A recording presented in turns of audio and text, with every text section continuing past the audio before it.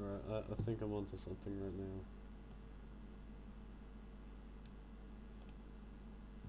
Because basically, I want to make the gamma higher than the limit.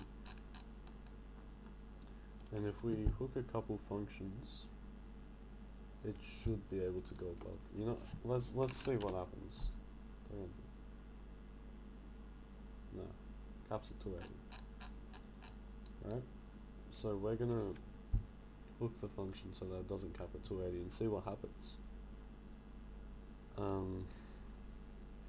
Okay, so the reason why I need to hook the function is because when you freeze the value with cheat engine, it just constantly writes that value, and when the function runs, it gets the value and then it checks if it's like between 280 and 30, and then it like clamps it to 280 and 30. So just freezing it with cheat engine won't work because the function runs too fast and it won't write at the correct time. So we need to actually hook the function, which means we replace the move instruction with a jump, and then it jumps to other code which forces the variable to be a certain value, and then we'll jump back from that. That's what I had in mind. Find out what writes to this address, and then set jump. One instruction. Very good. So usually with like crappy applications, there's like 16 move instructions to the exact same variable every time I change it. So we're lucky NVIDIA actually has brain cells and optimize their code properly. Very, very nice. Every update. That's amazing. This app isn't bloated at all. That's good. So that offset ADI. The ADI is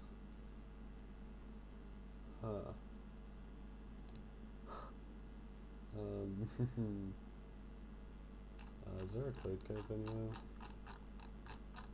So a code cave is an unused piece of .text, and .text is basically the memory which you can execute, read, and sometimes write, but it usually is just execute and read, so that the processor can execute it. Now, if we like do it in the .data section, which is basically where all your variables are stored, non-register obviously, and you don't have execute permissions in the .data, and it's really a hassle to set execute permissions. So what I'm looking for is called a code cave, which is an unused, or I should just say, like, all you're looking for is a bunch of 00s in a row in this editor, right? So you know that it's not used, and you can just put your code in there, and then put a jump in here to the code, and then it runs through the code, it jumps back, and then everything's good. So I was looking for one of those. The bytes can also be CC, which is basically a breakpoint for debugging, but as you'll see later, they are smaller code caves and much harder to work with. What you really want is a bunch of 00s, and then you'll be set. What? Wait, it's how many bytes? Yeah, it should be fine. Actually, I'll just do... this is in hex. Ooh, that's gangster. Let's call it. Generated code is 10 bytes long. So the issue with that is, if I pressed yes there, it would overwrite the code below it, and the program needs the code below it, otherwise it's gonna crash. So yeah, the the function that I wanted to write is too big, so we're gonna have to do it by, yeah, jumping as I originally wanted to. But sometimes you can get away with just modifying one line and then you're set, but not in this case. We're gonna need a code cave. Where is it? Do I want 12? Yeah, 12's fine.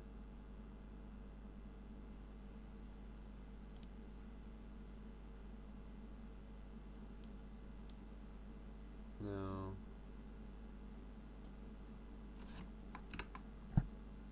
this address is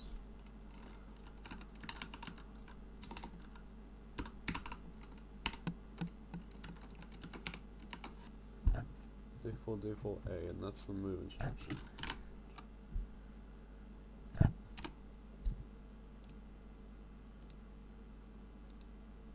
Go to address.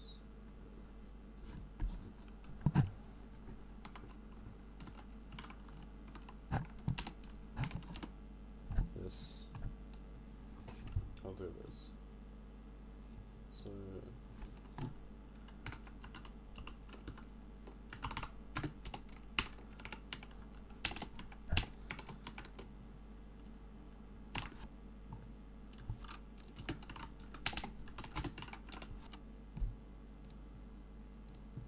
So I'm gonna save you some time here. I did 2 different code caves until I realized that I was stupid, because when you jump to like a really far distance, it uses absolute x64, which takes I'm guessing 9 bytes, but no, it's probably 10 bytes. Yeah, an absolute 64 jump takes 10 bytes. Now, if you jump to an address that's really close, then it will only take 2 bytes because it's a relative jump. So, what I was doing is I was finding code caves that are in entirely different modules, as we see here, until I realized, wait a second, it's not close enough to do a relative jump. And if you remember, the move instruction that I was replacing is I think it's 5 bytes. So we don't have the space to do an absolute 64 jump.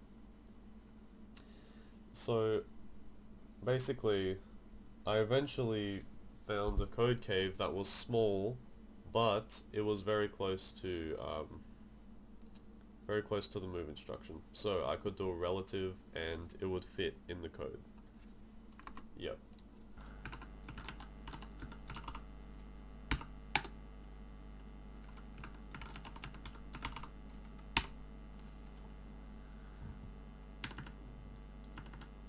So here I'm just making sure that the basically the address is in range of like a 4 byte jump or a 2 byte jump by setting the start address to search for and the end address to search for, making sure that it's in the DLL module and also not too far away.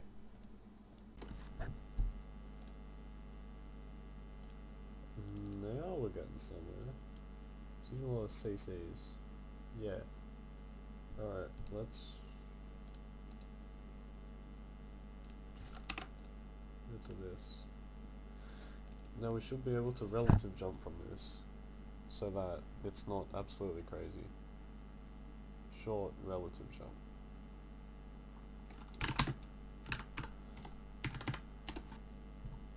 Yes, good job. Jump to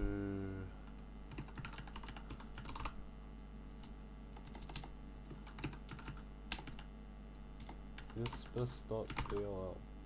This bus. Alright. Plus d4.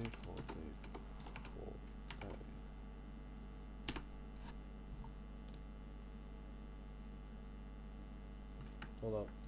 Let's just see what happens. Does it work? Does the thing? Yeah. Like bloody. Yeah. It still works.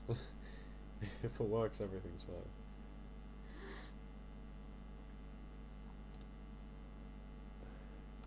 And then we jump to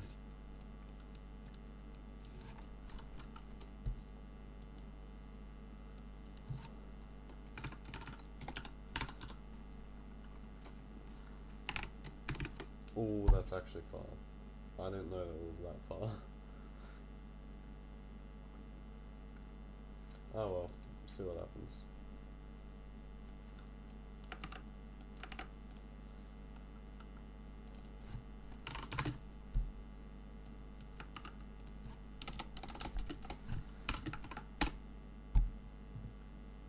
Yes. Yes, it's only 5 bytes. And it actually needs to jump to D4F. Actually needs to jump to D4F.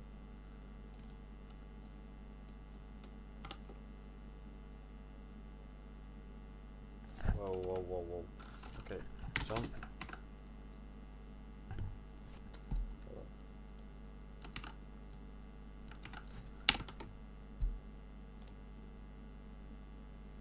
Okay. Now, I think we're in business.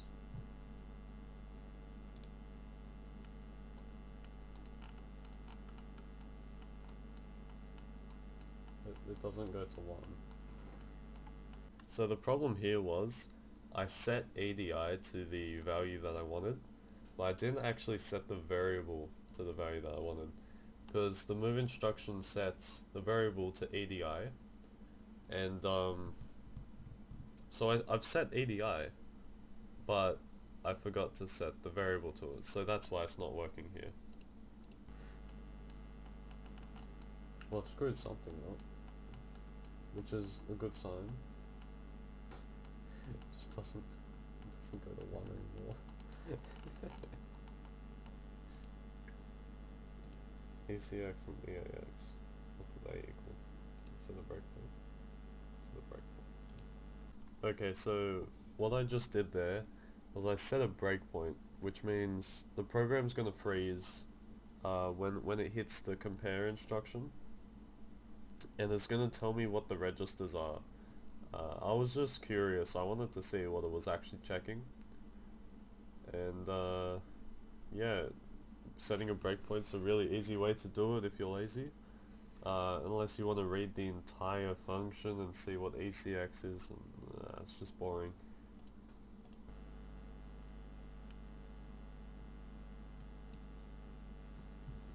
One 118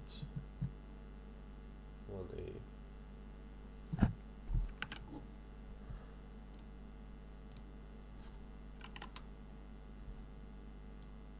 X76.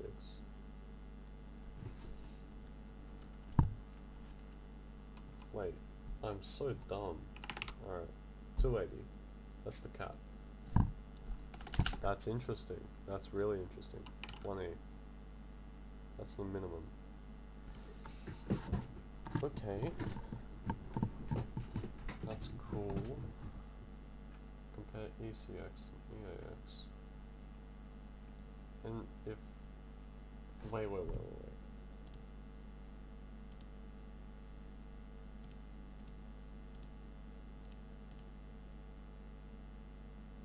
Is jump taken or jump not taken? I don't know. CX is lower.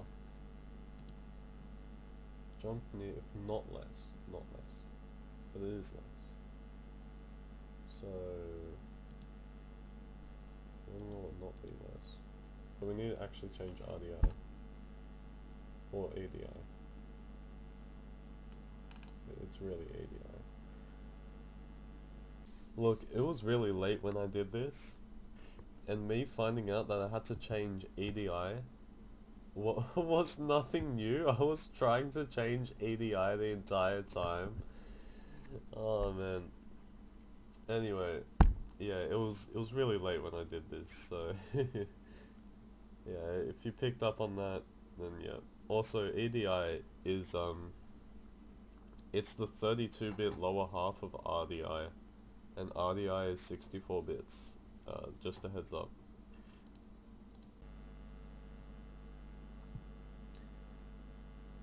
So it's just stuck on whatever it was. minus this.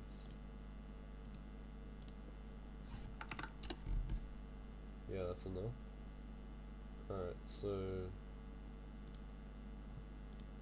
this is code cave 1.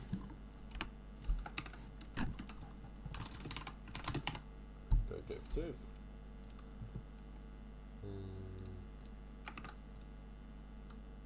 Nice. Now it's... What is it? What's the... Damn it. I forgot what it was. No, my debugger, I closed it. Why did I close my debugger?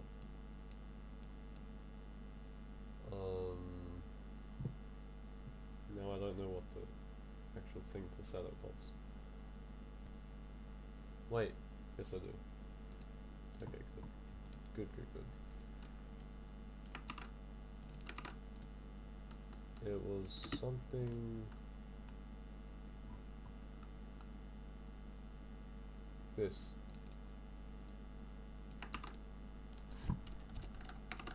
It's actually the other way around.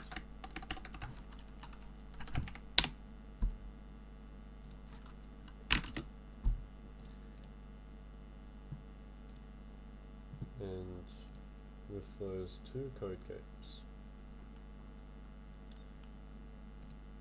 you might just be able to do this.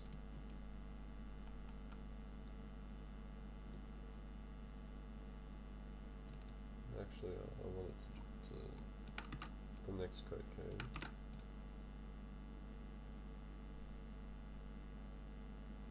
Sure.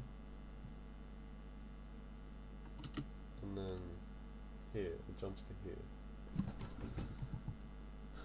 Then I'm going to copy this instruction. 6 bytes, we can afford that.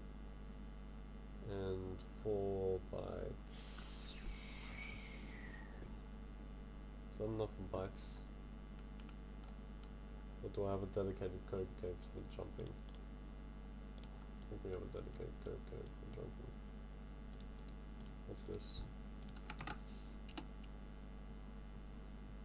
That ain't no code cave, bro. My brother. What?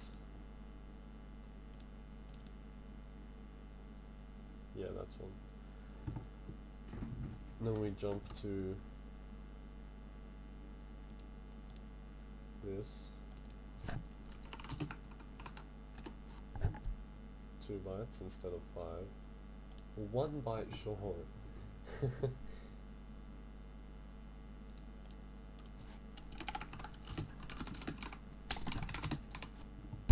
Dude, there's no way.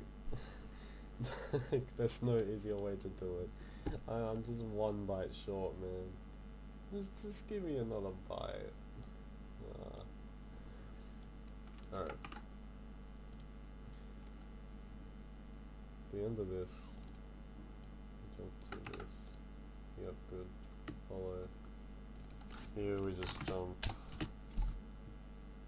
back to here. And there.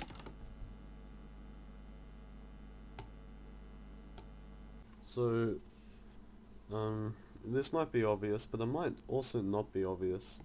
So, we need to jump back so that the program actually keeps running.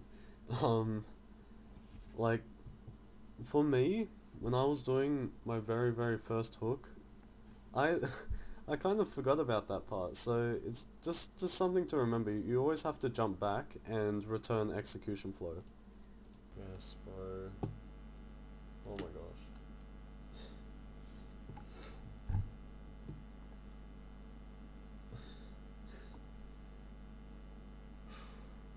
So, it'll jump. Wait, BB. Uh-oh. I messed it up. It's not meant to go to BB. Where's it meant to go? It's not BB. It's basics.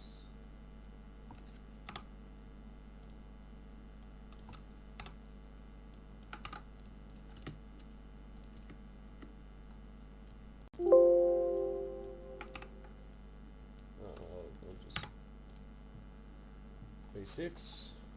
So jumps here, sets ADI, jumps away, sets the variable, jumps away, jumps away. That's all good.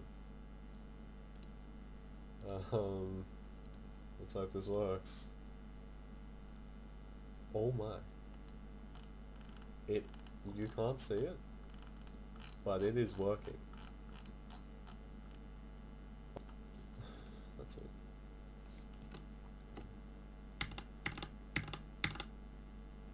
Actually, not that many, that'll be good. Well, actually, oh, it's working. No, it's working. It's working. Yep.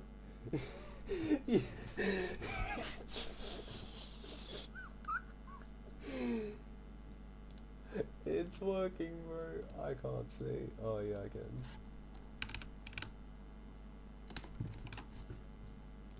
I don't know what that equals. I just want it a bit lower. Yep, good. Nah, bro. I need to record this with my phone. Hold up. Yes, it actually works. I'm so happy. I'm, I'm actually so happy. Actually works, bro. Alright, so I've used Cheat Engine to unbound basically the green gamma. Alright. You can actually unbound any adjustment, but I just decided to do green gamma because I guess that's most fun. Right now we have it on 0x10, which is integer 16, as you see there. So we can set it to like, okay, I'll just give you a starter. Alright, we're not gonna set it too high. Okay, it's like a proper amount. Alright, this is good, right? This is I don't even know where it is. It says minus 0.9, but it's not. What actually is it? I think it's like, I don't know. I'm not bothered to figure it out. Let's set it a bit lower. Now it's locked to 255. Look. Whenever I scroll, it's locked to 255. Doesn't matter. So what it's doing is it's just locking the variable. Anyway, let's have some fun, huh? I think that's nice. So it's completely like greened out. You can see the values of Rax and RCX because there's no green in them. Well, there is, but like there's pure blue in Cheat Engine right there, pure blue. But that's actually not the max. I'm gonna change this to another F.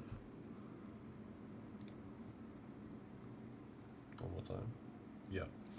And now you see that the pure blue has actually turned green, even though there was no green in it in the first place. And so my monitor is completely green. You can't see anything. I'm so happy I found this, bro. And I had to use like 3 different code caves because I didn't have enough bytes in each one. This app's actually like, it's actually properly optimized. So it's gonna be pretty hard to find how to set it back.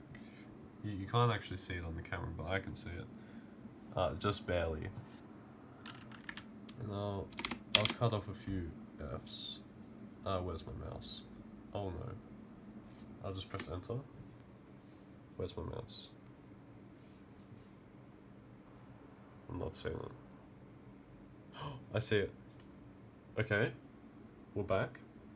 Somewhat. I don't know how many F's I'm cutting off. Oh yeah, wait, I do now. Alright. So,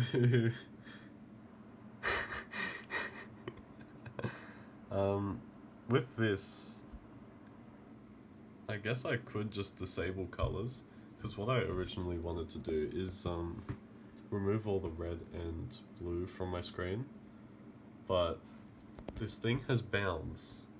They're actually so annoying. Like, oh no, it bounds every gamma. Wait, this works for every gamma. I can't see my screen.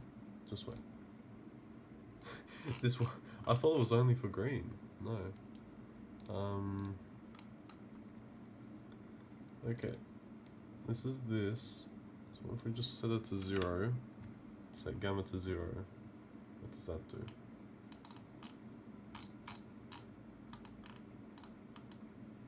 Okay.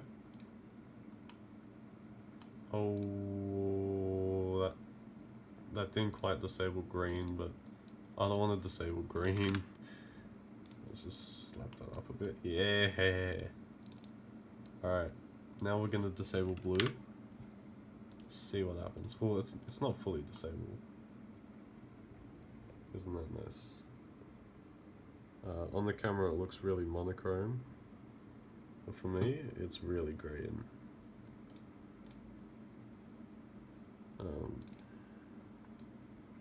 Yeah, so that was fun.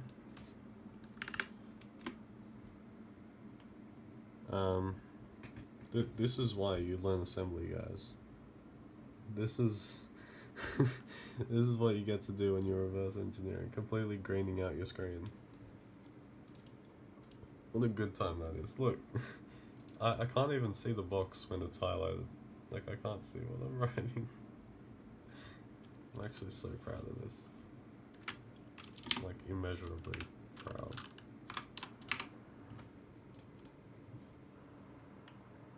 That's nice.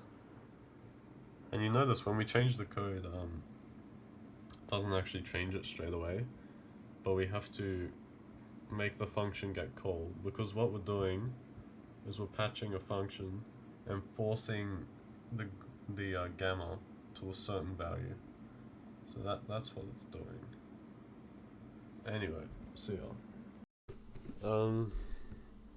So this is the next day, and Cheat Engine did not patch the file, thankfully. It only patches memory, so nothing permanent. And I also thought of something. So you can read and write memory to this application from user mode, from an exe, right?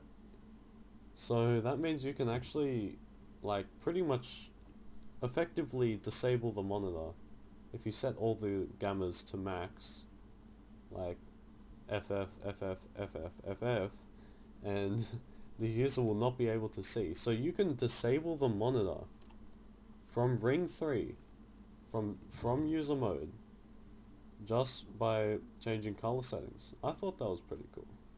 Anyway, thank you for watching.